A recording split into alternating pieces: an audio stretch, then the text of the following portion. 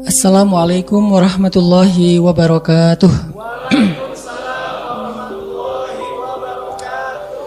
Alhamdulillahirabbil alamin. Alhamdulillahilladzi arsala rasulahu bil huda wa dinil haq liyudhhirahu 'alad dini kullih wa kafa billahi syahida.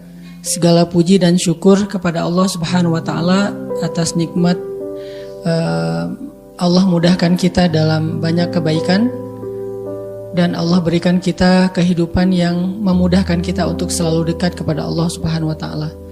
Kita hidup di Indonesia dengan segala kemudahan dari Allah.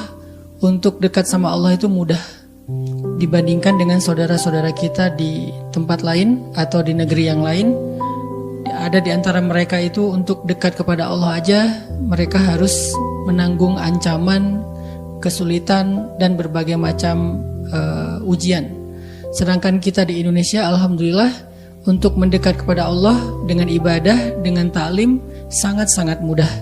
Ini perlu kita syukuri sehingga nanti Allah selalu menjaga kebaikan dan kemudahan ini untuk kita. Jadi jangan banyak mengeluh. Kalau kadang muncul keluh kesah dalam hidup kita atau dalam iman kita, coba bandingkan diri kita dengan orang lain yang lebih susah dari kita. Kadang ada orang yang ngeluh depan saya tentang, Ustadz gimana nih negeri kita, kayaknya kita gak mungkin bangkit, kayaknya Islam apa dan seterusnya. Saya bilang, kita gak pernah hidup di zaman Mongol sih. Coba kalau kita dulu hidup di zaman Seljuk, di masa kuat-kuatnya Mongol, dilanjutkan ke masanya Ottoman, sampai masa Timur Leng tuh yang di Turki. Itu masa-masa kaum muslimin sangat berat menghadapi ujian dalam keimanan mereka. Anak perempuannya harus jadi budak, anak laki-lakinya juga jadi budak. Mereka harus membayar pajak 50% dari hasil penghasilan mereka, baik pertanian, perkebunan dan seterusnya. Pokoknya berat aja. Tapi mereka nggak berputus asa. Pada akhirnya muncullah kemudahan dan kemenangan-kemenangan yang Allah berikan kepada mereka. Di antaranya misalnya kayak kejadian Saifuddin Qutuz, perang Ain Jalut ya. Ain Jalut, Saifuddin Qutuz, Allah berikan kemenangan, kemudian mudah sebentar, lalu terjadi lagi ujian, mudah lagi dan seterusnya. Itu lebih berat daripada kehidupan kita hari ini. Hari ini kita belajar Islam dengan mudah, berislam dengan mudah, datang ke masjid dengan mudah, beribadah dengan mudah. Semua itu adalah anugerah dari Allah yang harus kita syukuri dan kita jaga, bahkan kita jadikan sebagai kesempatan kita untuk berlomba-lomba dalam kebaikan. Kemudian salawat dan salam kepada Rasulullah Sallallahu Alaihi Wasallam, yang pastinya hubungan kita dengan beliau itu tidak akan pernah terputus sampai ke akhirat.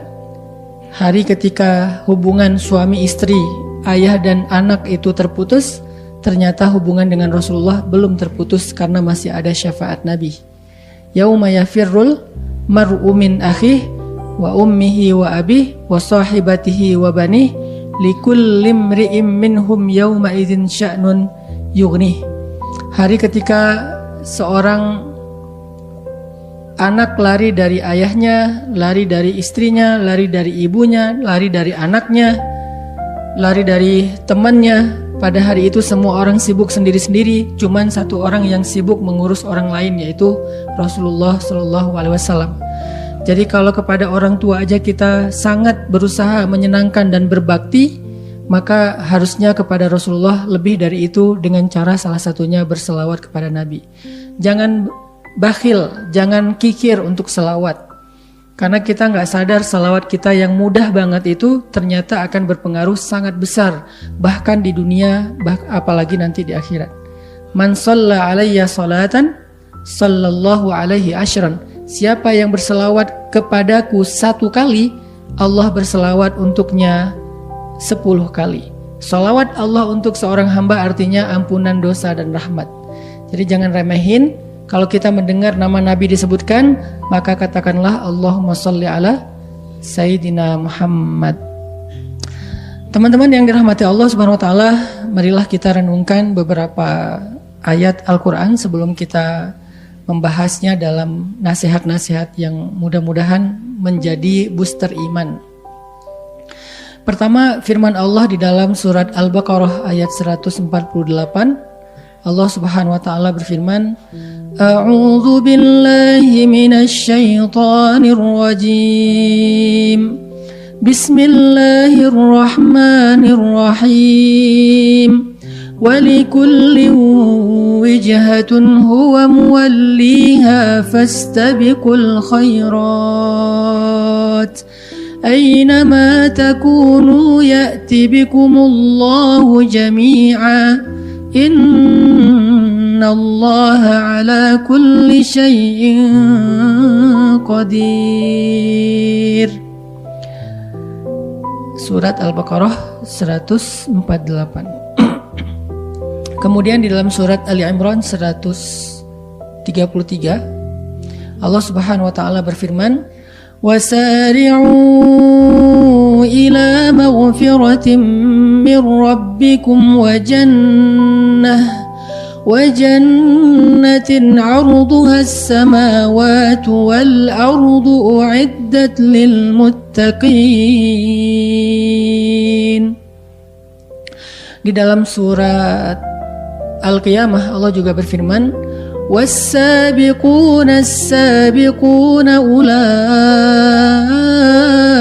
المقربون في جنات النعيم ثلة من الأولين وقليل من الآخرين.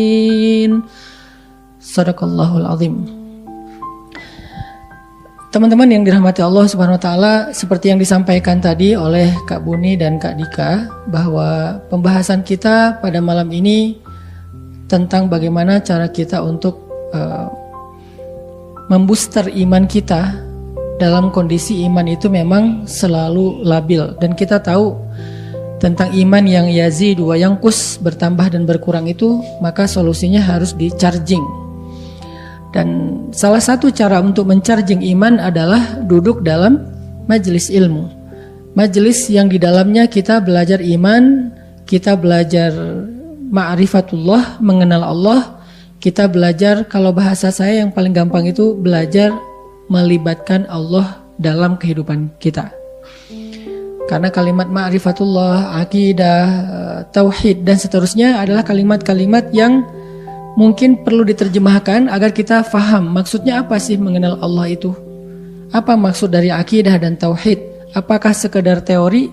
Ternyata maksud dari akidah, tauhid, ma'rifatullah, rububiyah, uluhiyah, asma, sifat dan seterusnya, intinya satu, libatkan Allah dalam hidup kita.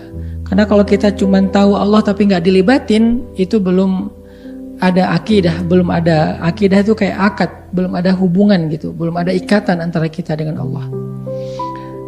Maka dalam majelis-majelis ilmu seperti ini, kita ingin ngecas iman kita dengan ayat-ayat, hadis-hadis, nasihat-nasihat dan hikmah-hikmah tentang Allah, tentang bagaimana kita memperlakukan Allah atau bermuamalah dengan Allah dalam kehidupan kita supaya iman kita bertambah lagi. Dan indikasi dari bertambahnya iman adalah bertambahnya amal solih. Jadi kita nggak bisa mengatakan iman bertambah kalau amalnya gitu-gitu aja.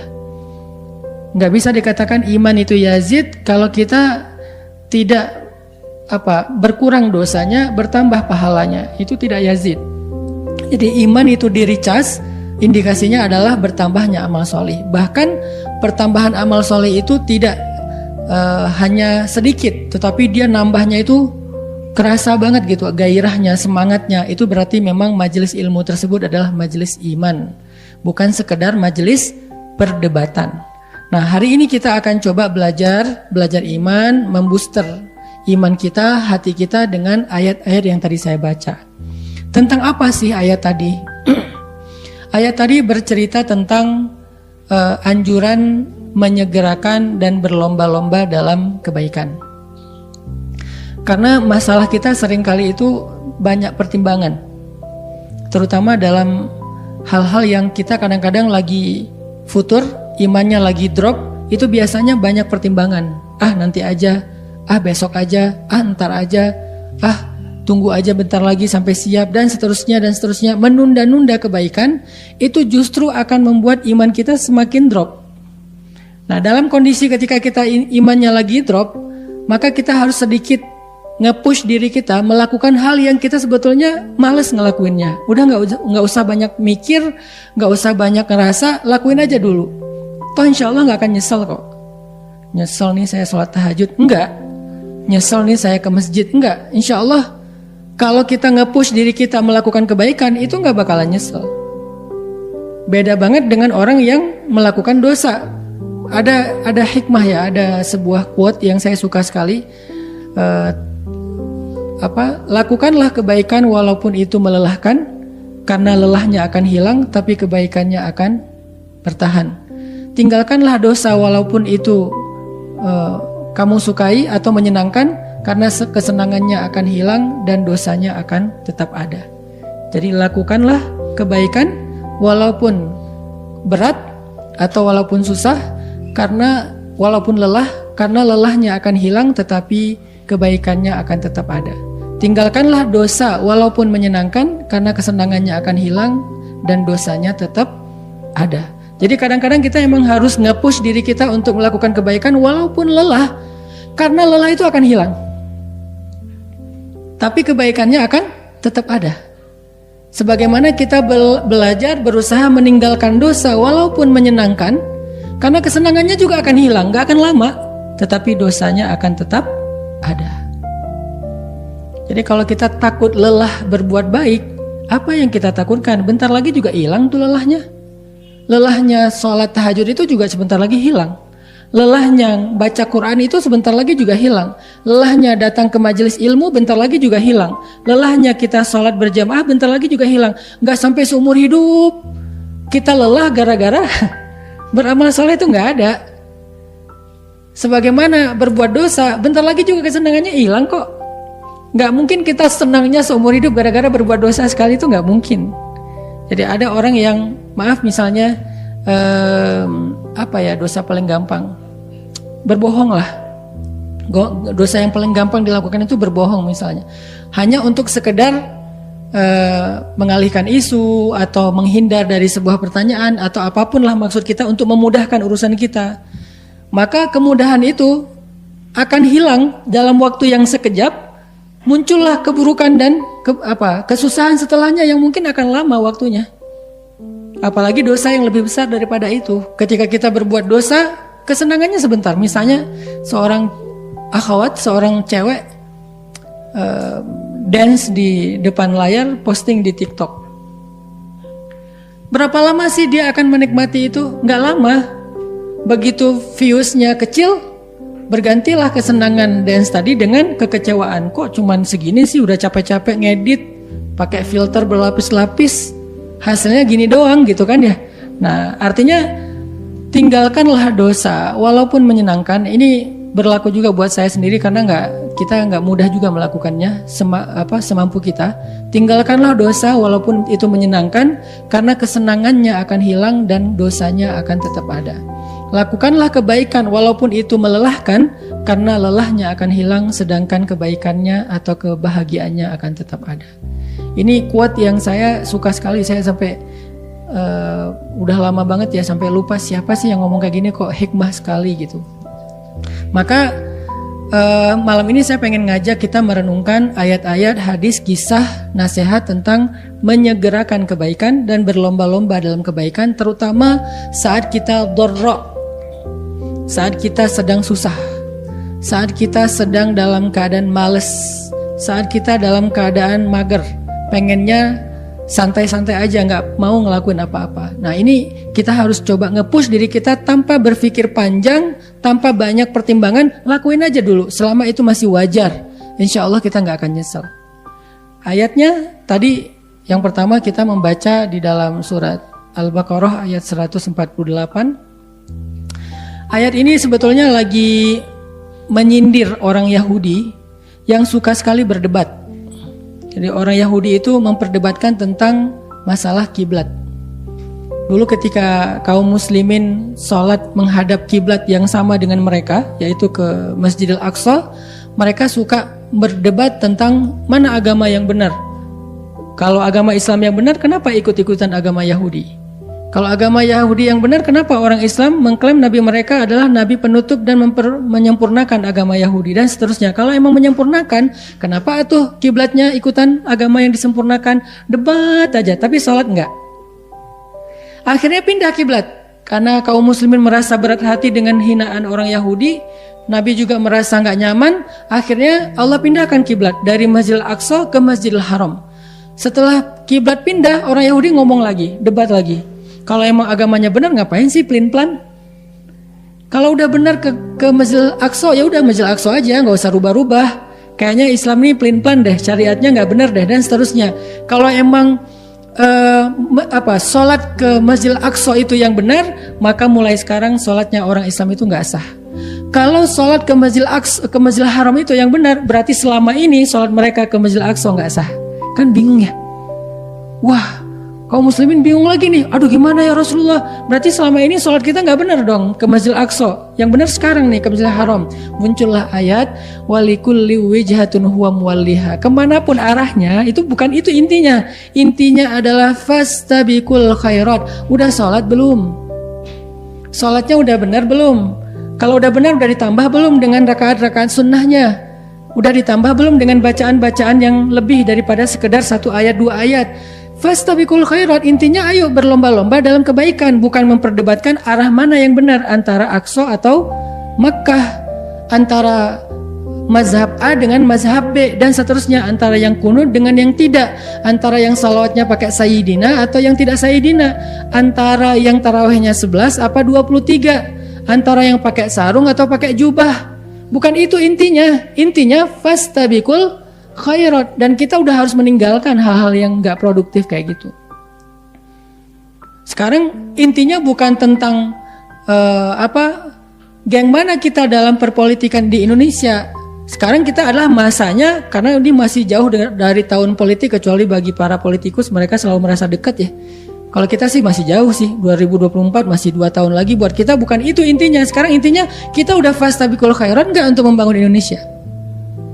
Masa dari tahun 2019 sampai 2024 masih aja AB, kubu A dan kubu B dan seterusnya. Terus kapan bangun Indonesianya? Kapan kita berkaryanya dengan masing-masing kapasitas kita? Ya, atlet berkarya sebagai atletnya, pengusaha berkarya sebagai pengusahanya, orang sosial berkarya dengan proyek-proyek sosialnya, para dai berkarya dengan nasihat-nasihat dan dakwah programmingnya. Berkarya aja udah fokus fastabiqul khairat, sehingga kita nggak habis energi untuk hal yang tidak produktif. Ini sebuah nasihat yang penting sekali dalam keislaman kita. Karena dulu para sahabat hampir terbawa dengan gaya orang Yahudi yang debat siang malam, amalnya sedikit. Sehingga Allah dan Rasulnya nggak rela kaum muslimin mengimpor budaya ini, budaya berdebat, budaya sibuk saling menyalahkan, tapi tidak beramal apa-apa. Muncullah ayat ini, walikulli wijhatun huwa muwalliha fastabiqul khairat aynama takunu ya'ti bikumullahu jami'a innallaha ala kulli syai'in qadir. Jadi udah nggak usah debat tentang mana arah yang paling benar. Dari manapun Allah Maha mendatangi kalian, Allah Maha menghitung amal kalian. Yang paling penting fastabiqul khairat. Sama seperti orang Yahudi memperdebatkan berapa jumlah ashabul kahfi. Sayaquluna thalathatur rabi'uhum kalbuhum. Ada yang bilang 3, 4 dengan anjingnya. Wa yaquluna khamsatun sadisuhum kalbuhum rajman bil ghaib. Ada yang bilang 5, 6 dengan anjingnya, dengan cara nebak-nebak yang mereka enggak tahu. Wa yaquluna sab'atun wa thaminuhum kalbuhum. Ada yang mengatakan 7 dan 8 dengan anjingnya. Katakanlah Allah lebih tahu jumlahnya. Fala tumari fihim illa mira'an zahira wa la tastafti fihim minhum ahada. Janganlah kamu mendebat mereka tentang hal-hal yang tidak terlalu berdampak kepada amal solihmu, dan janganlah kamu meladeni mereka tentang jumlah-jumlah yang kamu tidak tahu. Intinya janganlah tumari fihim illa mira'an zahira, kecuali yang hal-hal yang mungkin sederhana aja, nggak usah terlalu dalam. Yang tampak-tampak aja nggak usah terlalu diulik-ulik, karena itu tidak berdampak kepada amal solih. Siapa nama anjingnya? Jenis apa? Kan anjing sekarang banyak ya peliharaan anjing tuh, yang lucu-lucu yang kecil, atau yang gede yang galak itu, atau yang banyak bulunya. Jenis apa sih anjing Ashabul Kahfi? Nyari terus, baca buku ini, cari di Google, cari di YouTube. Oh, saya nemu nih. Di mana Ya'juj Ma'juj dikurung?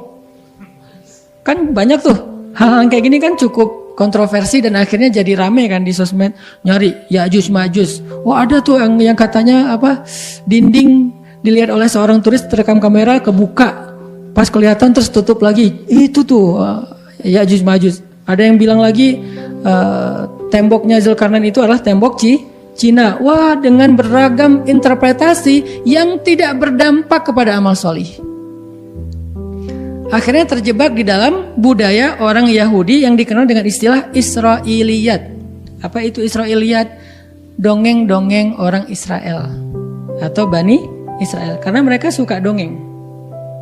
Nabi Sulaiman memiliki kalau nggak salah 1099 istri.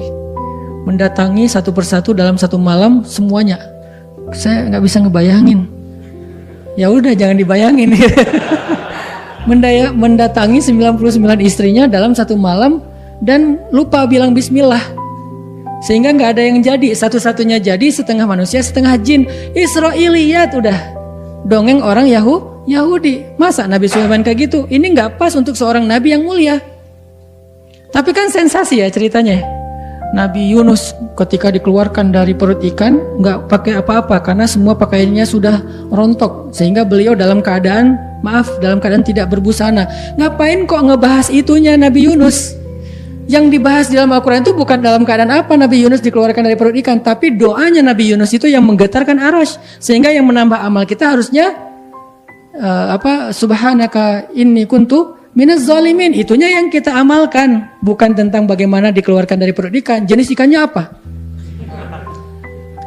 Apa megalodon? Dan seterusnya. Nah, ini nih Israiliyat namanya teman-teman. Begitu juga dengan Nabi Daniel. Banyaklah. Sehingga kita di dalam ayat ini dianjurkan oleh Allah untuk fastabiqul khairat, berlomba-lomba aja dalam kebaikan. Jangan terlalu banyak menyibukkan diri dengan perdebatan. Nah, hari ini ketika kita udah hijrah, kita dihadapkan dengan sebuah fenomena tentang perdebatan mazhab. Walaupun itu bukan hal baru sebetulnya, udah lama banget. Cuman sering menghangat nih. Seiring munculnya gairah beragama, menghangat lagi nih hal yang kayak gini. Dan kita harusnya udah lebih moderat dan lebih mature lah dalam hijrah kita untuk tidak masuk dalam pusaran ini. Teman-teman akan jarang sekali melihat saya terlibat dalam perdebatan. Kenapa? Beberapa yang kita anggap perlu untuk kita respon dalam perdebatan di publik kita, sebetulnya itu hanyalah pengalihan isu.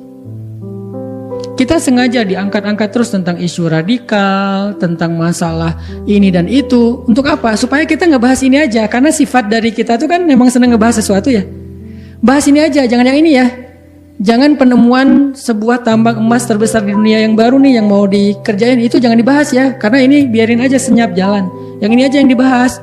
Mana yang radikal, mana yang gak radikal, mana mazhab ini, mana mazhab itu, mana yang masuk neraka, mana yang masuk surga. Kita sibuk gitu dengan teman kita, lo neraka lah, gue yang surga ya. Semua yang lain neraka kita doang. Itu tuh sebagiannya, gak semuanya ya. Sebagiannya emang pengalihan isu dan kita terjebak di dalam hal itu. Opini publik yang dibangun. Walaupun kita anggap saya harus bela nih idealisme saya, ideologi saya. Ya gak salah niat antum, spirit teman-teman tuh gak salah. Tapi kita harus lihat ada agenda apa di belakangnya. Terus gimana dong kalau kayak gitu? Cukup sekali tapi jangan larut. Kalau bisa jangan berdebat, bentuknya edukasi. Kalau ada yang keliru ya kita edukasi, kita jelaskan mana yang benar, udah selesai. Tapi jangan diladeni debatnya. Kalau saya mau ngeladeni debat di komen, banyak yang kayaknya renyah banget untuk diladeni nih. Replay aja. Biasanya ketika saya replay, insya Allah teman-teman akan nge-replay balik, akhirnya itu penuh kan. Jadi brudul bawahnya kan ya. Akhirnya dia delete sendiri. Bisa aja kayak gitu. Atau di akun orang akhirnya dia dimatiin komennya. Bisa kayak gitu. Muncul sensasi, wah saya berhasil bikin dia akhirnya nggak nyaman, matiin komen, saya berhasil neken dia. Buat apa? Ini namanya walikulli wijhatin huwa muwalliha. Yuk kita beramal aja, fastabiqul khairat. Fokus aja dengan beramal. Jangan tentang perdebatan. Kalau ada yang mendebat kita dari saudara kita yang lain, mungkin dia belum matang dalam hijrahnya, masih sensasi. Yang dibahas hal-hal yang mungkin bukan hal yang cukup urgen juga, walaupun nggak ada salah dibahas, cuman nggak urgen-urgen banget sih dalam keislaman kita. Kayak misalnya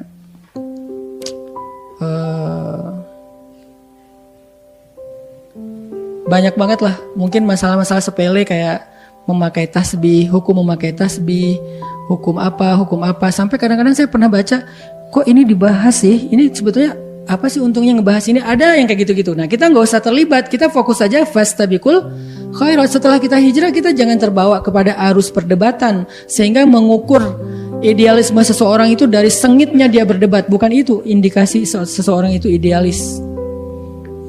Dai yang paling idealis tidak selalu yang paling vokal. Dai yang idealis itu kadang dia silent tetapi konsisten dan cukup komitmen dengan apa yang sedang dia lakukan. Dia terus bertumbuh. Jadi ada istilahnya silent change. Jadi perubahan dalam senyap itu terjadi, perubahan. Oh kok jadi gini? Nah itu tuh idealis juga loh. Nggak harus kayak gitu.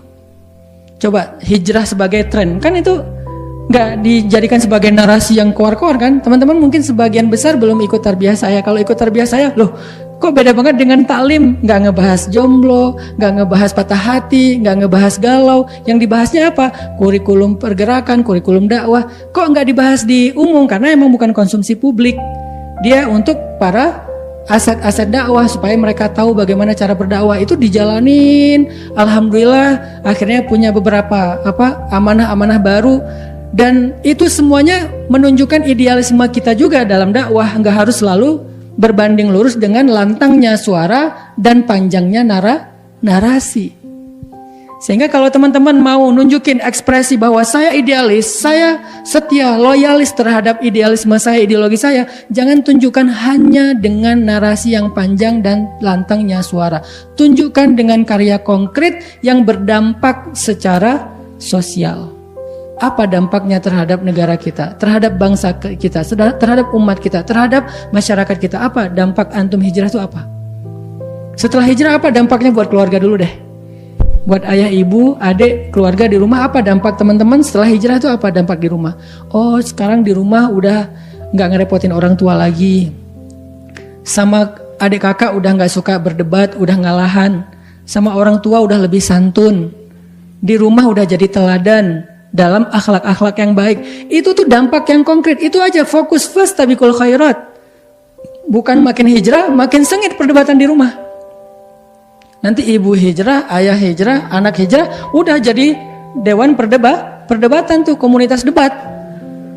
Rumahnya rame aja di meja makan. Belum juga nyendok nasi, udah ini gak benar nih.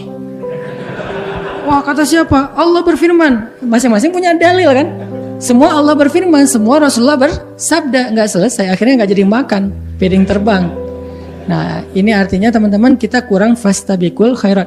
Coba fokus saja beramal deh, fokus saja berkarya deh. Anak muda terutama, karena dakwah saya pengen segmen anak muda. Anak muda coba jangan terjun terlalu dalam. Bukan nggak boleh ya, terlalu dalam arus perdebatan. Baik itu dalam urusan ideologi Islam kita, apalagi dalam urusan yang lain.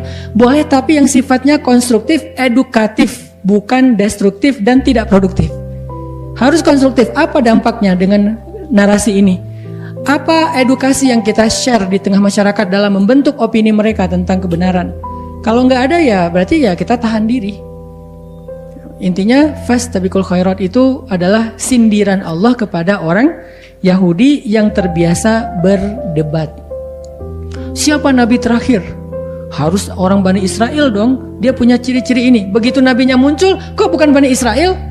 Kok orang Arab? Nggak mau Akhirnya mereka menghindar. Mereka mengingkari kebenaran dari risalah nabi terakhir itu. Ini bukan fokus kepada amal solih, tapi fokusnya kepada perdebatan dan mempertahankan pendapat. Kemudian yang ayat kedua yang tadi kita baca adalah surat Ali Imran 133 Allah juga memerintahkan kita untuk bersegera dalam kebaikan. Wasari'u itu artinya segeralah kalian ila maghfiratin min rabbikum wa jannah, kepada ampunan dari Rabb kalian dan surga. Artinya bersegeralah kalian taubat dan amal solih. Itu bahasa Al-Quran kan bahasanya sastra ya. Wasari'u ila maghfiratin min rabbikum, bersegeralah kalian kepada ampunan dari Rabb kalian. Maksudnya segera taubat. Astaghfirullahalazim. Maka setiap kali kita berbuat dosa, kata Nabi, iringilah keburukan kalian dengan kebaikan. Maksudnya iringilah dosa kalian dengan istighfar dan taubat. Setiap kali kita berbuat dosa, langsung astaghfirullahalazim. Salah ngomong, astaghfirullahalazim. Kepancing emosi, astaghfirullahalazim. Segera, jangan tunggu nanti. Kenapa? Narasi paling sederhananya kan kita nggak tahu usia kita. Itu yang paling sering. Tapi narasi lain adalah, kenapa harus ditunda kalau itu sebuah kebaikan? Belum siap, nggak apa-apa. Kalau kita merasa belum benar-benar siap, memangnya kita siapnya kapan? Setahun lagi? 2 tahun lagi? Kita belum tahu juga kapan kita siap. Dengan kita istighfar, dengan kita menyegerakan kebaikan, kita berharap Allah yang akan mentaufikkan kita, membantu kita dalam proses itu. Jadi nggak usah nunggu siap. Kayaknya kalau saya istighfar sekarang nanti buat dosa lagi sia-sia deh. Kata siapa? Allah nggak pernah berputus asa mengampuni dosa kita walaupun sekian ribu kali dalam sehari. Kenapa kita berputus asa meminta ampun? Allah ngasih aja nggak putus asa. Masa kita minta putus asa? Kan minta itu nggak ada yang hilang, malah dapat. Yang ngasih kan memberi kan. Kalau ibarat manusia tuh kehilangan sesuatu walaupun Allah tidak kehilangan apapun. Jadi Allah aja yang ngasih, nggak pernah berputus asa. Kita istighfar nih, Allah kasih ampunan. Buat dosa lagi, istighfar, Allah kasih lagi. Sehari 1000 kali kita kayak gitu, sehari 1001 kali Allah ngasih ampunan. Terus apa masalah kita untuk gak minta ampun? Gak enak sama Allah. Allah aja enak. Kita yang kegeeran ngerasa kayak gimana gitu ya. Kayaknya kita memperlakukan Allah kayak gimana. Enggak. Kecuali kita gak serius minta ampunnya. Istighfar aja dulu. Kan Allah mah seneng kayak gitu. Jangan, jujur walaupun lemah. Mending jujur lemah daripada main-main. Astagfirullahalazim. Tapi gak serius. Mending astagfirullahalazim. Udah gitu berbuat dosa lagi, lemah kan? Astagfirullahalazim. Dosa lagi. Astagfirullah. Segitu-gitunya 1000 kali sehari, Allah tetap ampuni teman-teman. Dan yang dilihat adalah husnul khatimah. Yang mana yang paling akhir? Makanya ada doa, waj'al khaira a'mali khawatimah. Ya Allah, jadikanlah sebaik-baik amalku yang penutup. Makanya kata Allah, wasari'u ila maghfiratim min rabbikum. Insyaallah kita lanjutkan setelah sholat isya. Barakallahu fikum. Teman-teman yang dirahmati Allah Subhanahu wa taala, kita lanjutkan pembahasan tentang berlomba-lomba dalam kebaikan dan bersegera dalam kebaikan.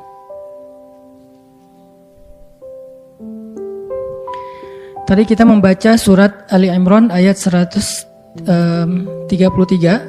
wasari'u ila maghfiratin min rabbikum jannah. Jadi Allah meminta kita untuk bersegera atau tidak menunda waktu. Pertama dalam urusan taubat dan yang kedua dalam urusan amal solih. Jadi kata Nabi, iringilah setiap perbuatan buruk dengan kebaikan. Artinya iringilah dosa dengan istighfar. Maka jangan bosan untuk beristighfar kepada Allah, karena Allah itu gak pernah bosan untuk mengampuni dosa kita. Allah gak pernah bosan untuk ngasih kita taubat, menerima taubat kita. Allah gak pernah bosan untuk mendengar ucapan astaghfirullahalazim walaupun sehari 1000 kali setelah 1000 kali berbuat dosa. Allah gak pernah bosan. Jadi jangan sampai kita berputus asa dengan merasa tidak pantas untuk bertaubat dan beristighfar setelah sekian kali kita mengulangi kesalahan yang sama karena kelemahan kita, bukan karena kita mempermainkan Allah. Karena insya Allah kita nggak mungkin niat kita mempermainkan Allah. Yukhadi'una Allah walladzina amanu wa ma yakhda'una illa anfusahum.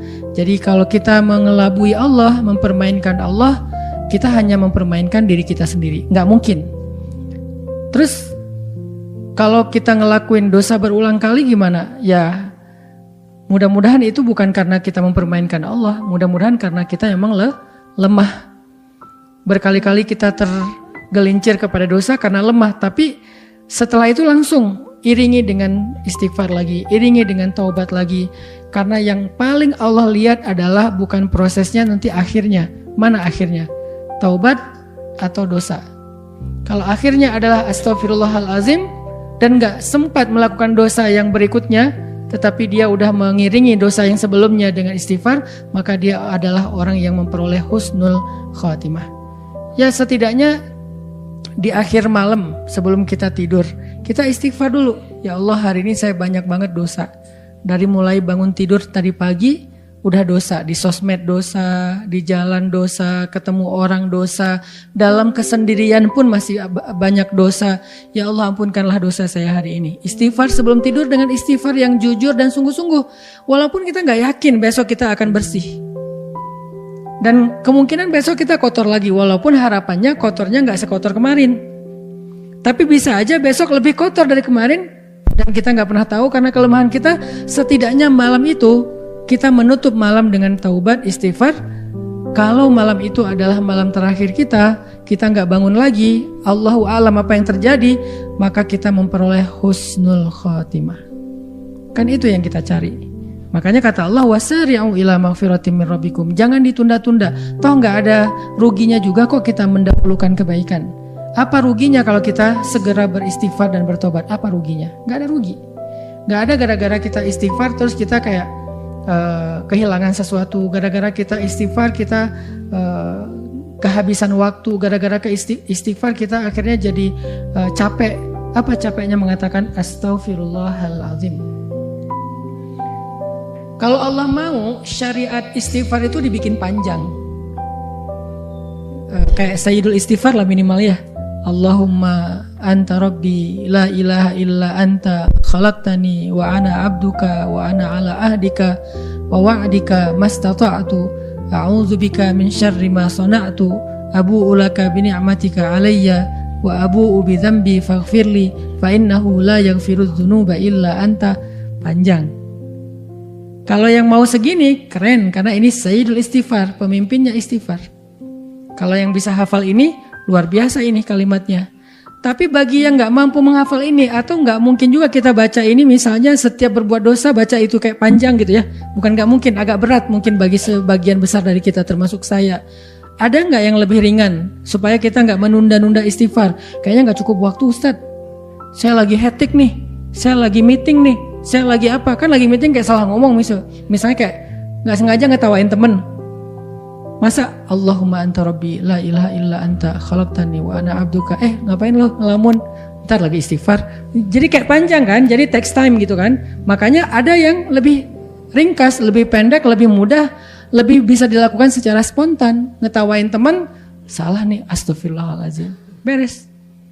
Atau suuzon sama orang lain, cari muka nih, astaghfirullahaladzim, beres. Kan gitu kan ya, gak perlu sampai yang tadi Allahumma yang panjang bisa menghabiskan misalnya sekian belas detik atau sekian puluh detik yang buat kita sekian puluh detik itu sesuatu yang berat mungkin. Maka ada yang ringan, astaghfirullahaladzim. Terus ruginya di mana? Beratnya di mana? Untuk kita tunda nanti aja deh di akhir hari menjelang tidur. Nanti lagi, toh gak rugi juga, astaghfirullahaladzim. Astaghfirullahaladzim. Wah gak benar, astaghfirullahaladzim. Apaan sih? Astaghfirullahaladzim. Terus aja gitu. Sehari entah berapa kali. Nabi aja yang gak punya dosa sehari 100 kali. Yang 100 kali itu gak harus kita tasbihin. Arti 100 kali dalam hadis tersebut artinya Nabi itu sering kali beristighfar walaupun beliau bukan orang yang berbuat dosa, maksum. Gimana kita? Berarti dari pagi udah biasain aja astaghfirullahaladzim. Setiap kali kita ngerasa ada salah, sekecil apapun, lupa astaghfirullahaladzim. Karena tidaklah lupa itu wa ma ansanihu illa syaitanu an adzkurah. Biasanya sebabnya karena syaitan akhirnya bikin kita lupa terhadap satu kebaikan. Sama pasangan, sama anak, sama orang tua, sama siapapun di jalan, klakson kepanjangan, astaghfirullahaladzim. Apa mungkin sebel sama orang akhirnya disalip terus senggol dikit bagian belakang kendaraan, astaghfirullahaladzim. atau malah di jalan kan banyak banget dosa kita tuh. Sekarang orang kalau misalnya nggak kayak gitu ya kejadian lah hal yang aneh kayak sekarang tuh. Gebukin orang di jalan lah, apalah, main hakim sendiri lah. Belum tentu juga itu begal, belum tentu juga itu tabrak lari, bisa jadi itu adalah modus baru dan seterusnya. Ya udah banyak-banyakin istighfar, biasanya setelah istighfar Allah kasih kita tuma'ninatul qalb. Karena kenapa? Ala bidzikrillahi tatma'innul qulub. Bukankah dengan mengingat Allah hati jadi tenang? Biasanya kalau udah tenang, emosi lebih reda tuh. Istighfar. Aneh aja kita negara muslim terbesar di dunia, tapi kejadian-kejadian di jalan itu bikin kita malu dengan negara-negara non-muslim, tapi mereka lebih elegan, lebih baik perilakunya di jalan, nggak kayak kita. Minta maaf, ngasih respect ke orang lain yang ngasih jalan, ngasih jempol, kalau dia ngasih jalan buka kaca, makasih atau apa. Itu kan di luar orang udah biasa kayak gitu, jarang banget pakai klakson. Di kita kan klakson hobi ya. Kayaknya kalau sehari nggak pakai klakson rasanya gimana gitu ya. Kayak ada yang garing, apa yang kurang ya? Oh klakson. Kenapa klakson jadi hobi? Mungkin di kita klakson juga bisa jadi alat untuk silaturahmi. Tirit klakson gitu kan, oke lah nggak apa-apa lah. Tapi kayak kadang-kadang jadi kepanjangan juga karena kebiasaan klakson atau main ngedim misalnya kayak gitu. Bukan ngedim lagi sih, itu mah udah nyemprot biar orang tahu kalau dia punya lampu yang LED. Dari tol itu jarak setengah kilo udah terang banget gitu, sampai kita juga jadi halu ya. Ini saya di mana, di negeri yang alam beda atau apa, masih di dunia nggak nih? Kan biasa kalau dipindah alam tuh tiba-tiba terang gitu kan. Wah ini kayak pindah alam, ternyata ada yang pakai lampu LED. Intinya sih banyaklah kesalahan kita dalam sehari teman-teman. Udah istighfar aja yang banyak. Salah ngomong, salah respon, salah apa. Istighfar. Wasabiqu. Kemudian wajannah itu artinya bersegera juga berbuat baik. Berbuat baik itu nggak susah. Kalau dalam bentuk ibadah, kata Nabi, kalimatan khafifatan 'alal lisan, tsaqilatan fil mizan, habibatan ilar rahman, subhanallahi wa bihamdih, subhanallahil azim. Ada dua kalimat sangat ringan diucapkan dengan lisan, tapi berat banget di timbangan kebaikan, dan Allah sangat menyukai kalimat itu. Allah yang Maha Rahman suka dengan kalimat itu. Apa? Subhanallahi wa bihamdih, subhanallahil azim. Kebalik nih, subhanallahil azim wa bihamdih, tetap dapat kebaikan yang luar biasa. Jadi cuman sekedar nih saya ngomongin kayak gini, teman-teman langsung komat kamit subhanallah wa bihamdi subhanallahil azim, udah dapat. Ngapain nunggu nanti coba? Pada diam? Jangan diam, ngomong langsung subhanallah wa bihamdi ngapain? Oh iya. Ngapain sih kayak gitu? Udah aja langsung ngomongin subhanallah wa bihamdi subhanallahil azim, kan bisa gitu ya. Itu artinya kita nggak spontan untuk wasari'u. Saya lagi bilang misalnya istighfar, udah langsung komat kamit astagfirullah. Tulisan kalau udah komat, oh berarti itu wasari'un. Tapi kalau gitu, sampai beres kajian jam 8:30, pulang ke rumah jam 9, udah berapa jam tuh ditunda tuh. Itu maksud yang tadi langsung praktek. Jadi apa ya, call to actionnya itu ya langsung direspon. Jangan masya Allah ya, luar biasa. Mending sih ada kata masya Allah, tapi bagus juga ya. Menarik nih kajian. Banyak kalimat narasi yang bisa seharusnya diganti dengan subhanallah wa bihamdi astagfirullahalazim, udah keganti tuh. Tapi kita menggunakan narasi yang lebih panjang, apalagi sampai muncul kalimat celaan dan seterusnya kalau kita di luar masjid.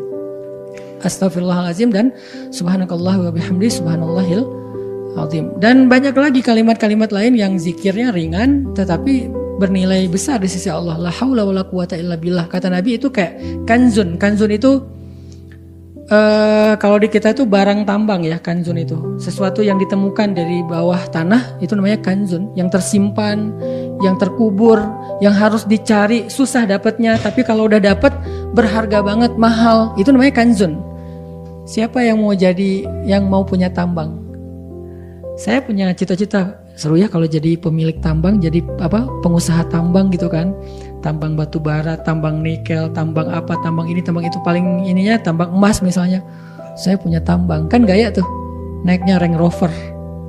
Biasanya kan pemilik tambang naik itu tuh. Kalau kita pengen jadi pemilik tambang, ada caranya apa? La haula wala quwata illa billah. Itu tambang. Di mana tambangnya? kata Nabi, kalimat itu Allah simpan di bawah arasy. Itu kalimat yang Allah simpan di bawah arasy. Dan gak sembarangan orang dapat itu. Artinya kalau kita pengen punya satu tambang di bawah arasy Allah langsung, agak ini ya, agak la haula ya, la haula wala quwata illa billah. Kaget gitu. Kalau kita apa tadi teh? Tambang. Kalau kita pengen punya tambang di bawah arasy, maka caranya ucapkanlah la haula wala quwata illa billah. Kalau kita pengen punya tambang yang lebih besar, yang lebih banyak hasilnya, ya banyakin aja la haula wala quwata illa billah, karena itu tambang langit banget itu. Tambang bumi itu batu bara, nikel, emas dan seterusnya. Saya bukan orang tambang jadi nggak terlalu menguasai. Tanya Mardigu misalnya, yang ngerti tambang. Tambang bumi banyak, tapi kita kan nggak dapat jatah nih. Kayaknya mau jadi apa pemilik tambang kayak nggak kepikiran. Mungkin nggak ya, bisa nggak ya jadi saya pengusaha tambang kayak Haji Hisham atau siapa? Kayaknya agak berat ya.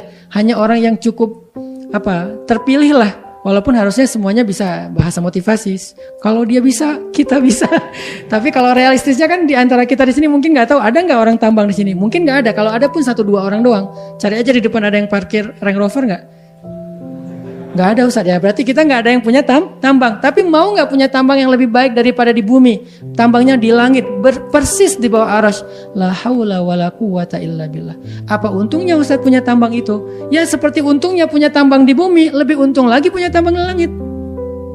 Coba kalau orang punya tambang gimana? Saya pernah di Palembang tuh, ada satu Muslim di Palembang, saya nggak usah sebutin namanya. Beliau punya rumah 4, maaf ya. Memang mungkin beliau adil dan ridho, istrinya 4. Harus prolog dulu yang panjang biar gak salah paham. Rumahnya 4 itu di jalan besarnya Palembang. Itu rumahnya tuh kayak istana, jajar 4. Saya pas lewat saya nanya, ini kantor apa? Ini gedung apa? Kayak tower gitu, kayak mall gitu kan. Oh enggak Ustaz, ini rumah pribadi, ada 4, seragam lagi. Satu gerbang gitu kan, kayak komplek yang megah banget, rumahnya kayak istana. Saya bilang punya siapa? Punya Haji Fulan. Beliau punya sawit, ukuran lahan sawitnya tuh kayak udah seukuran 1 kabupaten. Masya Allah ya.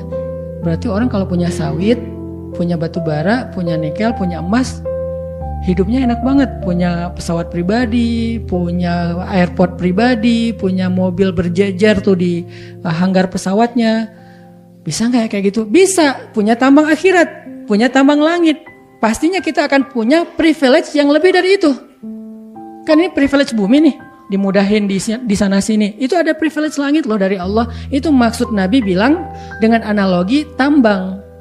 Jadi kata Nabi, la haula wala quwata illa billah kanzun, harta yang terpendam itu namanya tambang yang ada di bawah arasy. Mudah banget loh caranya. Tapi banyak orang yang nggak mau. Mulai sekarang jadilah pemilik tambang. Sehari berapa kali kita menggali, memproduksi? Ya banyakin aja lah haula wala quwata illa billah. Terus nanti dapat apa? Nanti dapat privilege ketika kita membutuhkannya. Dalam masalah kita, dalam musibah kita, dalam ujian kita. Kok saya beda sama yang lain, dapat ujian lama, saya cepat. Yang lain ditangguhkan, saya didahulukan. Yang lain mungkin hina, saya dimuliakan. Yang lain ini dan saya terus. Itu kenapa? Karena Allah kasih privilege, karena kita punya tambang. Fulan, Haji Hanan, tambangnya di bawah arasy. Bukan di Sulawesi, di Kalimantan, di Sumatera. Bukan di Papua, di Halmahera. Di bawah arasy coba. Kalau di sana aja kita gaya, apalagi di bawah arasy. Dan terkenalnya bukan di bumi, terkenalnya di langit. Tuh yang pemilik tambang di bawah arasy itu tuh, yang paling gede tuh.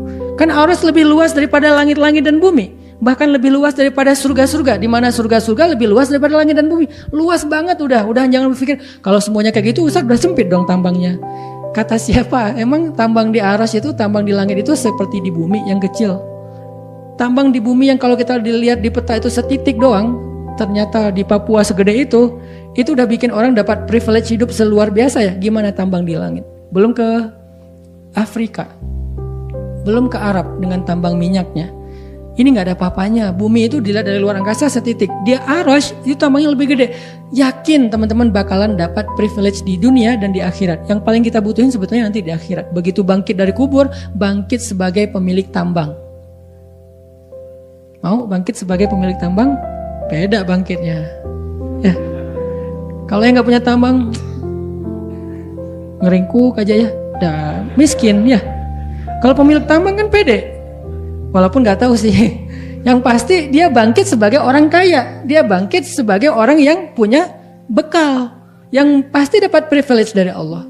Makanya jangan remehin la haula wala quwata illa billah. Ada kan kisah tentang seorang sahabat yang ditawan sama musuh, bebasnya gara-gara la haula wala quwata illa billah. Ayah ibunya orang miskin. Musuh minta tebusan terhadap anaknya yang ditawan, kalau enggak akan dibunuh besok. Maka ayah ibunya datang ke Rasulullah minta solusi, kata Nabi, banyakin la haula wala quwata illa billah. Mereka beriman, bilang, "Ya Rasul, anak saya ditawan, bukan enggak mau beribadah." Tapi mereka tahu bahwa yang dikasih Nabi itu pasti berefek dalam hidupnya di dunia dan di akhirat. Kata Nabi, banyakin la haula wala quwata illa billah. Pulang, semangat nih si ayahnya. Ibunya di rumah nungguin. Gimana Pak? Pak, ya bahasa Arab lah pokoknya. Gimana Pak, udah ketemu Rasul? Udah gitu kan. Oh dapat ini enggak? Dapat tebusan enggak? Dapat. Lebih baik daripada tebusan. Apa? La haula wala quwata illa billah. Coba kalau istrinya di zaman kita dapat kayak gitu. Gak usah istri dulu dong. Kita aja dapat nasihat dari ustadz kayak gitu, kita pasti dalam hati ngomong, ya tahu sih, tapi yang saya butuhkan sekarang duit, bukan la haula wala quwata illa billah, kan gitu ya. Itulah yang membedakan kita dengan mereka. Makanya kita gak pernah ngelihat keajaiban. Kalau mereka percaya, begitu Nabi bilang la haula wala quwata illa billah, dia pulang dengan semangat, kayak dapat tebusan gede gitu, bahkan lebih. Terus kasih tahu ke istrinya dengan semangat, istrinya juga, Masya Allah, benar. Ya udah yuk kita banyakin la haula wala quwata illa billah. Tiba-tiba ada yang ngetuk pintu rumahnya, anaknya datang bawa kambing, domba itu 1 lembah. Bawa domba 1 lembah. Entah berapa ribu domba. Hah, kamu selamat nak? Ya, gimana caranya kamu bisa selamat? Siapa yang bantu kamu? Aku lagi diikat nih. Diikat, kemudian tiba-tiba datang seorang laki-laki dengan pakaian putih-putih bercahaya, melepaskan ikatanku, kemudian menyuruh aku untuk pulang dan membawa domba-domba milik musuh itu, ya kayak ghanimah gitu ya, harta rampasan perang. Dan musuhku nggak menyadari apapun yang terjadi sama aku karena mereka tertidur pulas. Allah membuat mereka tertidur dan nggak mendengar apa-apa. Yang saya heran, domba selembah itu seberapa berisik sih? Kan berisik banget ya. Kan rame tuh, namanya domba kan ya, selembah. Kok sampai musuh nggak bangun sih? Domba selembah itu lagi digiring. Kita domba 3 ekor aja udah rame. Ini domba selembah digiring dengan suara yang berisik. Musuh nggak tahu karena Allah menyelamatkan dia.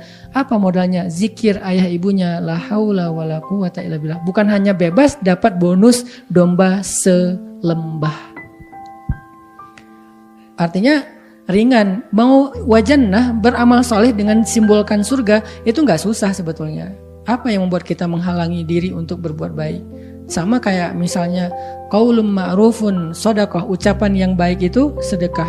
Atau amal yang paling Allah suka itu menyenangkan hati saudaramu. Dengan hanya senyum aja, biasanya kan senyum itu nular ya. Begitu kita senyum, orang lain senyum, akhirnya dapat pahala sedekah dan seterusnya. Itu beramal baik teman-teman. Jadi gak usah ditunda-tunda. Wasari'u aja, yang ringan-ringan yang kita mampu aja. Kalau yang berat mungkin memang butuh persiapan. Mau tahajud, baru jam 9 pagi, kan gak mungkin ya. Ya nunggu dong malam. Ya, ada amalan yang memang kita harus nunggu waktunya, kita harus siapkan diri. Tapi jangan sampai kita gara-gara ada amalan yang gede-gede yang harus persiapan, kita jadi gak beramal yang kecil-kecil. Padahal yang kecil ini juga nilainya besar di sisi Allah. Famay ya'mal mithqala dzarratin khairan yara, la tahqiranna minal ma'rufi syai'a. Jangan remehin amalan kecil walaupun sekecil mithqala dzarrah, kata Nabi, karena bernilai besar. Itu yang ada di surat Ali Imran. Kemudian yang paragraf terakhir yang kita baca tadi, surat Al-Waqi'ah. Di surat Al-Waqi'ah Allah berfirman, was-sabiqun as-sabiqun. Ada 2 kalimat sabiqun. Was-sabiqun as-sabiqun. Apa arti was-sabiqun as-sabiqun? 2 kata sabiqun. Kata sabiqun itu dari kata, kalau di Indonesia yang common itu adalah musabaqah. Musabaqah itu artinya perlombaan.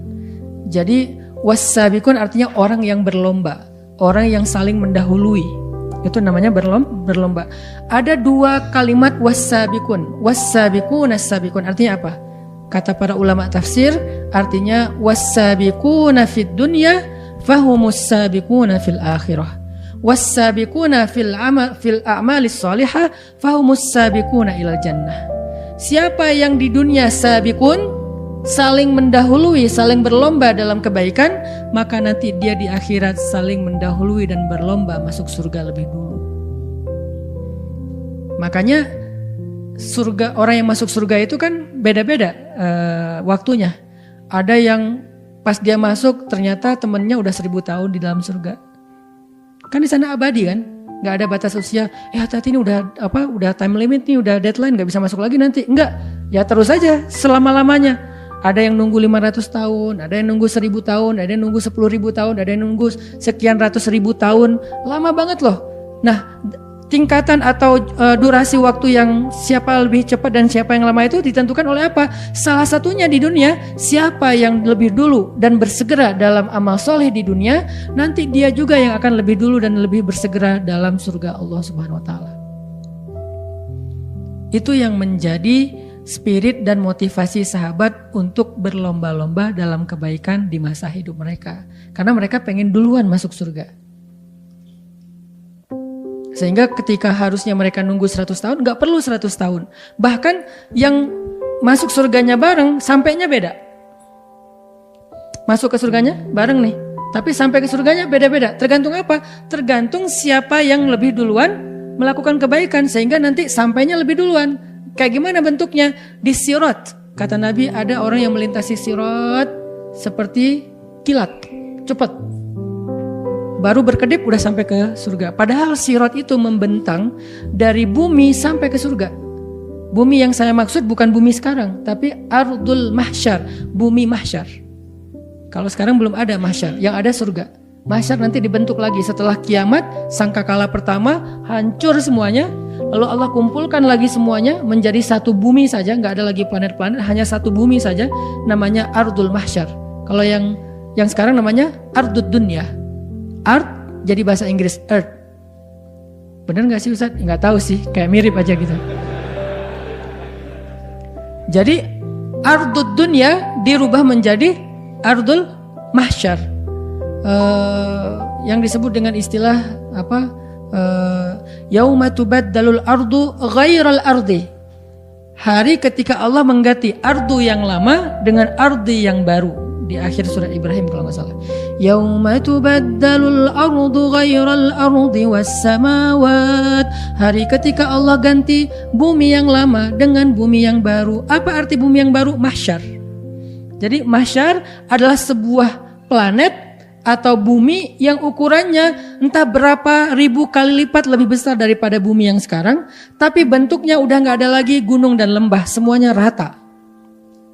Gak ada lagi lembah dan gunung, sehingga tidak bisa kita menghindar dari sengatan matahari. Kalau ada lembah kita masih bisa berlindung di balik gunung. Ini udah rata semuanya dan ukurannya lebih besar daripada sekarang. Yang jaraknya kalau 1000 kali lebih besar, pastinya lebih dari 1000 kali, berarti jaraknya 1000 kali lebih jauh daripada jarak yang sekarang. Di mana orang dikumpulkan di Ardul Mahsyar itu? Di sebuah titik yang dulunya bekas Masjidil Aqsa. Kenapa kayak gitu? Itu yang disebut di dalam surat Qaf kalau nggak salah, makanin qarib, tempat yang dekat. Ketika malaikat memanggil manusia, mim makanin qarib, dari tempat yang dekat. Tempat yang dekat itu kata ulama tafsir adalah Al-Aqsa. Maka manusia nanti akan dikumpulkan semuanya di Al-Aqsa, yang sekarang titiknya Al-Aqsa, Masjid Al-Aqsa Palestina. Di situ manusia dikumpulkan, disitulah manusia akan disidang, Yaumul Hisab, hari persidangan. Tapi jarak Al-Aqsa yang nanti beda dengan yang sekarang. Sekarang kita ke Al-Aqsa kalau naik pesawat 12 jam kali 1000. Kalau mahsyar itu lebih besar 1000 kali lipat. Tapi menurut para ulama, entah sekian ribu kali lipat, nggak ada yang tahu persis. Pastinya sekian ribu kali lipat lebih besar daripada bumi yang sekarang. Kebayang nggak kita yang meninggal di Indonesia nanti jalannya ke Al-Aqsa berapa lama? Kan dibangkitkan dari kubur masing-masing. Kalau kita dikuburkan di Indonesia nih, meninggal di Bandung, dikuburkan di Bandung, bangkitnya di Bandung juga. Pas bangkit dari Bandung, mau jalan ke Al-Aqsa, sekarang aja kalau kita naik pesawat 12 jam, kebayang nggak jalan kakinya berapa tahun? Mungkin 2 tahun, karena ada yang naik sepeda 1 tahun. Tapi sepeda. Dan itu bukan Aqsa, sampai Mekah kan ya. Ada yang dari Jawa naik sepeda ke Mekah setahun, itu sepeda. Tapi nggak murni sepeda juga sih, naik kapal ya. Kalau seandainya darat semua mungkin dia 2 tahun, karena kapal lebih cepat dari sepeda. Kalau naik sepeda aja ke Mekah 2 tahun, ke Aqsa mungkin 3 tahun, berarti jalan kaki dikali 2. Kalau misalnya jalannya cepat dan konstan. Kan jalannya nggak konstan. Jalan, istirahatnya sebulan. Ya seumur hidup sampai Al-Aqsa. Kebayang gak sih ini biar kita paham dulu nih jaraknya. Kalau di dunia aja kita butuh waktu 10 tahun untuk sampai ke Al-Aqsa, kali 10.000 tahun baru sampai ke titik hisab. Lu belum dihisab loh. Dari dibangkitkan baru sampai ke sana itu 10.000 tahun.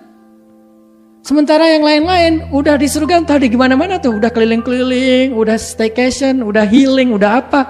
Kita masih aja kemana Mbak? Kemana Mas? Ke Aqsa. Ke Aqsa baru berapa lama? Baru juga 1.000 tahun. Baru 1.000 tahun. Karena jaraknya 10.000 tahun. Kalau jalan kaki, nggak bawa bekal. Gimana kalau bawa bekal? Bukan ransel, yang dibawa apa? Dosa yang lebih berat daripada 7 lapis bumi. Apa salah satu dosa yang paling berat yang dipikul seperti memikul 7 lapis bumi? Dosa memakan harta waris secara haram. Mengambil yang bukan haknya di dalam waris. Itu kan kayak memikul tanah, 7 lapis tanah loh. 7 lapis bumi kita pikul. Kebayang gak jalannya kapan sampainya? Gak bisa jalan, ya udah merangkak juga gak bisa. Gitu-gitu aja terus. Tapi gak jalan-jalan. Orang udah lalu-lalang kita masih gitu-gitu aja kayak apa? Kayak kura-kura. Tapi kura-kura yang batoknya nggak sekura-kura. Batoknya mungkin gedung dewan. Tapi kitanya sekura-kura kecil. Kebayang nggak sampai ke Aqsanya berapa puluh ribu tahun lagi tuh. Itu kondisi di akhirat di padang mahsyar teman-teman. Terus yang bikin cepat apa? Wasabiqun. Orang yang di dunia sabiqun, nanti di padang mahsyar sabiqun. Lebih dulu. Ninggalin yang lain. Cepat. Karena hari itu kita gak sempat mikirin yang lain. Mikirin diri sendiri dulu. Kalau udah selamat baru mikirin yang lain. Biasanya udah masuk surga, keluar lagi tuh. Mana saudara saya? Mana orang tua saya? Mana pasangan saya? Oh lupa meninggalnya jomblo misalnya. Ya udah deh, mana sahabat saya deh gitu ya. Maaf ya. Insya Allah nanti di sana ada pasangan kok. Mana pasangan saya, mana anak saya, mana sahabat yang ikut taklim bareng dengan saya. Baru mikirin yang lain, tapi udah masuk surga dulu. Beda sama Nabi gak masuk surga dulu beliau. Walaupun jatah beliau lebih duluan dan kunci surga ada di tangan beliau. Tapi beliau stay di mahsyar. Kita nyelamatin diri dulu, udah nyelamatin baru balik lagi. Kata Allah dia ada di sini, dia ada di sini. Kita cari, lalu kita selamatkan dengan seizin Allah baru masuk bareng. Makanya sabikun di dunia, biar nanti kita sabikun di akhirat. Mulai dari padang mahsyar udah sabikun. Nggak lagi butuh waktu 10.000 tahun. Itu pun kalau mahsyar itu 1.000 kali lipat dari bumi. Yang kemungkinan kayaknya lebih dari 1.000 kali lipat. Itu pun kalau kita jalan kaki tanpa beban. Kemungkinan besar kita bawa beban. Bebannya apa ya? Beban dosa di atas pundak kita. Dosa-dosa besar yang kita belum taubat dengan taubatan nasuha. Mikul beban jalan ke sana. Dan perjalanannya nggak kayak di dunia, banyak pit stop. Yang di dunia kita bisa transit, yang di dunia kita bisa numpang, nginap di hotel, nginap di rumah teman dan seterusnya. Nggak ada tempat pemberhentian, jalan terus dan nggak ada bekal, nggak bisa minum, nggak bisa makan dalam keadaan lapar dan haus. Kebayang nggak tenaganya kayak gimana? Lemah banget. Benar-benar hari yang sangat susah hari itu tuh. Hari yang sangat susah. Nggak ada kesusahan di dunia yang setara dengan kesusahan di akhirat. Nggak ada. Sesusah-susahnya hidup di dunia itu mah receh dibandingkan kesusahan di akhirat. Sehingga apa yang bisa bikin kita nanti mudah? Wasabiqun as-sabiqun. Itulah yang difahami sahabat, makanya mereka berlomba-lomba dalam kebaikan. Itu baru sampai ke Aqsa, titik makanin qarib untuk hisab. Dihisab di Aqsa, hisabnya juga beda-beda. Ada yang hisapnya lama, ada yang hisapnya cepat. Siapa yang dapat hisap yang cepat? Yang gak ditanyain satu persatu. Karena amalan kita itu ditanya lebih detail daripada audit apapun di dunia. Kita diaudit aja lama banget. Audit keuangan. Atau mungkin lebih ke pengadilan di dunia kan lama banget ya. Berkali-kali datang ke pengadilan. Belum beres, balik lagi. Lusa minggu depan datang lagi.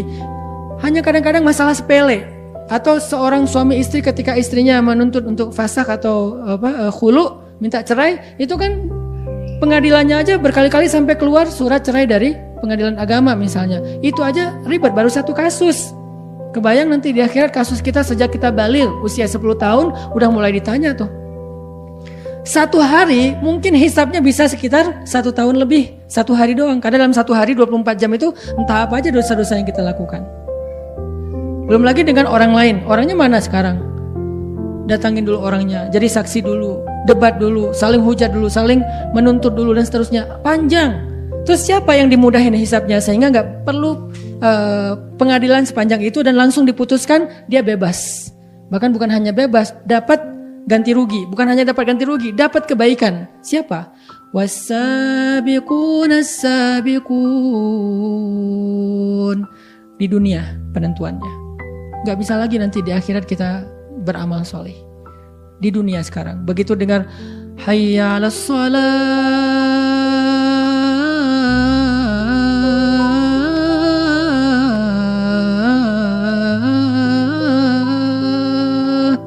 wudu langsung jalan ke masjid. Was-sabiqun as-sabiqun, ingin mendapatkan di awal waktu bersama imam shaf pertama. Nanti urutan masuk surganya seperti urutan shaf. Shaf 1, shaf 2, shaf 3 dan seterusnya. Itu sangat menentukan. Enggak sekali 2 kali. Mana yang paling dawam. Makanya enggak bisa kita jangan menghakimi orang lain. Wah, saya tahu sekarang siapa yang bakalan paling telat masuk ke surga. Tuh lihat yang istiqomah di belakang tiang. Asal sholat pasti di belakang tiang. Belum tentu. Artinya kita juga kan belum tentu sampai akhir hayat kita bisa kayak gitu kan. Makanya yang dawam dalam kondisi was-sabiquna fid dunya itu yang nanti akan menentukan fahumus sabiquna fil akhirah. Sekarang kita baca beberapa kisah bagaimana sahabat berlomba-lomba dalam kebaikan. Makanya Nabi mengatakan khairun nas qarni tsummal ladzina yalunahum tsummal ladzina yalunahum. Sebaik-baik manusia atau generasi adalah generasi aku. Kenapa? Generasi sahabat itu disebut sebagai khairul qurun atau khairun nas, sebaik-baik manusia, sebaik-baik generasi. Karena merekalah yang paling bergairah dan semangat dalam musabaqah fil a'malis sholihah, berlomba-lomba dalam amal-amal soleh. Mereka yang paling baik. Nanti kita akan tahu gimana semangat mereka. Sekarang pertanyaannya, kita mau nggak niru dan mengikuti teladan mereka, sehingga kita insya Allah juga menyusul mereka dalam berlomba-lomba untuk masuk surga Allah. Misalnya perlombaan para sahabat, ini ada contohnya adalah dalam berinfak di jalan Allah. Amarona Rasulullah sallallahu alaihi wasallam an natasaddaq wa wafaqa dzalika malan indi. Faqultu al-yaum asbiqu Aba Bakrin. Umar mengatakan, jadi Umar itu dari dulu pengen banget ngalahin Abu Bakar. Jadi nggak ada kata-kata itu mah Abu Bakar, saya nggak akan mungkin ngalahin Abu Bakar. Itu kita, itu mah Rasul, itu mah Abu Bakar, itu mah Umar. Kalau sahabat semangatnya nggak kayak gitu, bukan itu mah, saya mah harus bisa ngalahin Abu Bakar, saya harus bisa mendahului Abu Bakar. Itu semangat fastabiqul khairat, beda sama semangat menyerah. Itu mah Abu Bakar nggak mungkin ngalahin Abu Bakar. Masalahnya bukan siapa menang siapa kalah, mau nggak berlomba? Karena berlomba itu setidaknya walaupun kita kalah, kita lebih cepat daripada nggak berlomba kan? Kita berenang sendiri nih, kan santai tuh. Bisa jadi gini-gini tapi nggak pindah-pindah. Loh kok masih di sini sih? Karena nggak berlomba, saking santainya nih. Begitu datang teman kita kan pengen nunjukin, gua udah lama loh belajar berenang kan gitu ya. Wah, walaupun heboh gitu kan, setidaknya lebih heboh daripada sendiri. Mudah-mudahan lebih cepat daripada ketika kita sendiri. Jadi jangan berputus asa duluan, kayaknya nggak mungkin ngalahin Abu Bakar. Bukan itu intinya. Semangat berlomba itulah yang membuat kita lebih baik daripada kita sendiri. Umar mengatakan, saya ingin banget mengalahkan Abu Bakar. Sehingga ketika suatu hari amarona Rasulullah menyuruh kami untuk bersedekah, maka aku merasa udah siap nih. Aku punya harta, setengah dari hartaku akan aku sedekahkan di jalan dakwah. Terus Umar mengatakan dalam hatinya, membatin, al-yaum asbiqu Aba Bakr. Hari ini aku akan mengalahkan Abu Bakar. Kemudian faji'tu binisfi mali, maka Umar bilang aku datang membawa setengah dari hartaku. Faqala li Rasulullah berkata kepadaku, ma abqaita li ahlika ya Umar, apa yang engkau simpan untuk keluargamu hai Umar? Qultu mithlah, sama dengan yang aku berikan. Jadi yang aku berikan segitu, yang aku tinggalkan dari rumah segitu, jadi setengah-setengah. Tiba-tiba ata Abu Bakrin bikulli ma indahu, tiba-tiba datanglah Abu Bakar membawa harta yang gak terlalu banyak. Umar dalam hati mengatakan, nah aku ngalahin Abu Bakar nih. Maka Rasulullah bertanya, ya Abu Bakar, ma abqaita li ahlik, apa yang engkau sisakan untuk keluargamu? Kata Abu Bakar, abqaitu lahumullah wa rasulah, tidak ada yang aku tinggalkan untuk keluargaku kecuali Allah dan Rasulnya. Umar kaget, Allah dan Rasulnya, itu artinya gak ada yang tersisa di rumah Abu Bakar. Kalau kita masih nanya, maksud lo? Saking lolanya kita ya. Sahabat kan pinter-pinter, makanya jadi orang muslim itu harus cerdas, harus smart, jangan polos-polos amat. Perdebatan tentang hal yang polos, penulisan yang benar tentang insya Allah. Insya Allah atau insyaallah atau receh banget sih. Gak elegan. Muslim itu elegan, ngomong sepintas tapi pemahamannya dalam. Coba baca bait-bait syair para ulama kita. Kalau ngejelasin sesuatu tuh singkat, tapi pas dibedah panjang banget, bisa jadi satu buku sendiri. Itulah kecerdasan kaum muslimin dari zaman sahabat sampai zaman-zaman kejayaan Islam. Sehingga ketika Abu Bakar mengatakan abqaitu lahumullah wa rasulah, aku tinggalkan untuk keluargaku Allah dan Rasul, itu udah jelas maksudnya gak ada yang tersisa di rumah Abu Bakar kecuali yakin kepada Allah dan taat kepada Rasul. Umar mengatakan, la usabikuka ala syai'in abada ya Abu Bakar, aku gak bisa ngalahin kamu wahai Abu Bakar dalam hal apapun di antara kebaikan. Ini takjubnya Umar kepada Abu Bakar. Abu Bakar terus kayak gitu juga, merasa udah puas diri? Enggak, Abu Bakar berlombanya dengan siapa? Dengan Rasul.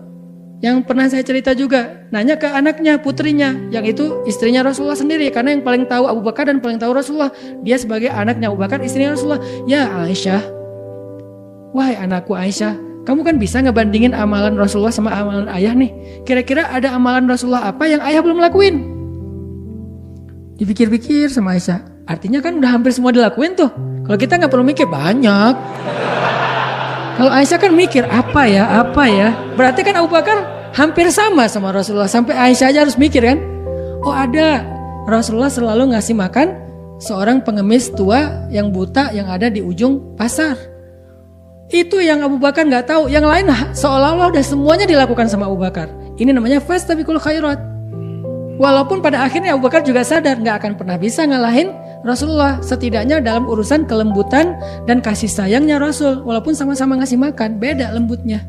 Abu Bakar nggak di rotinya nggak direndam dulu, nggak dihancurin dulu, langsung ngasih aja sampai orang keselak. Rasulullah rotinya karena ini orang tua udah ompong, ya direndam dulu sama air, dihancurin yang lembut, dikasih madu, disuapin, sama orangnya tinggal telan. Abu Bakar, Pak ini. Orangnya, oh, kamu siapa? Saya orang yang biasa. Enggak, beda. Apa bedanya? Orang yang sebelum kamu itu lembut. Dia kalau ngasih itu rotinya udah hancur, udah lembut. Saya tinggal nelen. Kamu. Tahu nggak siapa bapak orang yang biasa itu? Orang yang biasa itulah Rasulullah. Baru orang yang nangis karena selama ini orang itu ternyata selalu mencela orang yang di depannya yang ngasih dia makan. Coba bayangin kita digituin. Udah dicampur macam-macam ya. Ya ini Pak, silakan Pak, mudah-mudahan tenang di alam sana. Karena kita sebel kan, Rasulullah kan gak gitu. Ternyata Abu Bakar akhirnya paham, oh gak bisa ngalahin Rasulullah, saking istimewanya Rasul. Tapi apakah Abu Bakar mengatakan itu di awal untuk tidak berlomba? Enggak, tahu gak mungkin ngalahin Rasul. Umar tahu gak mungkin ngalahin Abu Bakar. Begitu juga sahabiat tahu gak mungkin ngalahin Sayyidah Khadijah, Sayyidah Aisyah, gak mungkin. Tapi mereka gak bilang itu sebagai sebuah excuse untuk tidak berlomba. Akhirnya mereka bawa setengah harta saya, Abu Bakar bawa sedikit, tapi seluruh hartanya kalah. Semangat lagi dalam beramal soleh dan seterusnya kayak gitu. Nah, kemudian contoh yang lain adalah suatu hari Rasulullah SAW sedang duduk bersama dengan para sahabat. Nih pagi-pagi nih. Inilah keseharian Nabi. Nabi itu nggak banyak ceramah teman-teman. Jarang ada